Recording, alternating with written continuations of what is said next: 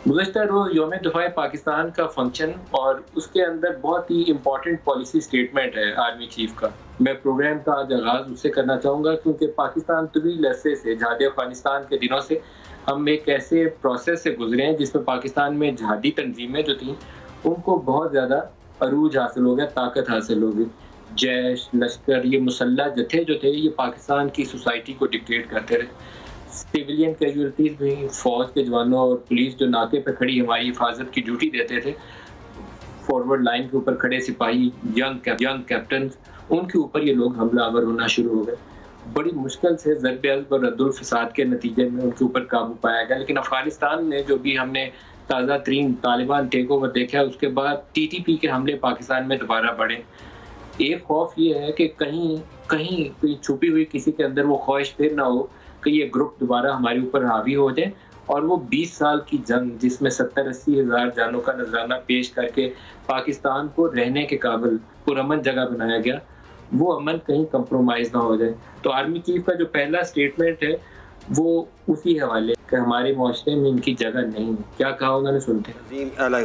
पाक फौज और कौम का रिश्ता वो मजबूत ढाल है जिसने पाकिस्तान के खिलाफ दुश्मन की तमाम चालों और हथकंडों को हमेशा नाकाम बनाया है। अवाम के ताउन के बगैर कोई भी फौज रेत की दीवार साबित होती है, जैसे कि हमने अपने हमसाया मुल्क में देखा।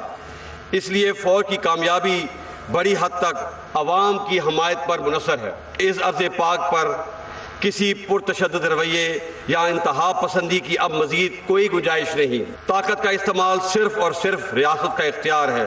अफवाज पाकिस्तान और कानून नाफिज करने वाले इदारों के अलावा किसी फर्द या ग्रोह को असले की नुमाइश और इस्तेमाल की इजाज़त नहीं होगी। किसी शख्स को भी या ग्रोह को इलाकायत, लसानियत, नजरिए और मजहब की बुनियाद पर रियासत को ब्लैकमेल करने की इजाज़त नहीं दी जाएगी।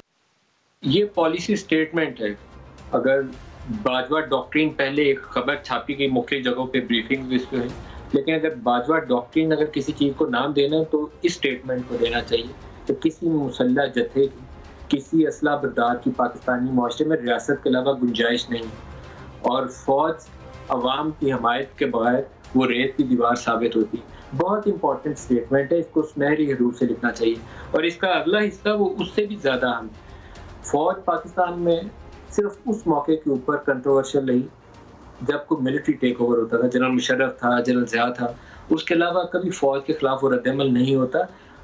आम तौर पर सोसाइटी के अंदर फ़ौज के लिए मोहब्बत पाई जाती है क्योंकि ये हमारे बच्चे हैं, मेरे बेटे हैं, जिनकी ड्यूटी है कि वो सरहदों पर खड़े हैं, अपने सीने पे गोली खाते हैं, अपने मुल्क की खातिर जान कुर्बान करते हैं। तो वो काम जिसकी वजह से कोई ऐसा तनाज़ा हो कि फ़ौज और अवाम में दूरी हो, वो नहीं होना चाहिए। और उसका तरीकाकार क्या है, वो है रूल ऑफ लॉ। और दूसरा हिस्सा जनरल बाजवा के बयान का जमहूरियत में बका है। बहुत इंपॉर्टेंट स्टेटमेंट दिखाई गई। जमहूरियत में पाकिस्तान की मजबूती और बका है। इसे मज़ीद मुस्तहकम करने के लिए हम सबको आइन की पासदारी और इंसाफ, बर्दाश्त और बुर्दबारी के असूलों पर अमल पैरा होना होगा। तनकीद बराए तनकीद, नफरत और अदम बर्दाश्त जैसे मनफी रवैयों की हौसला शिकनी करनी होगी।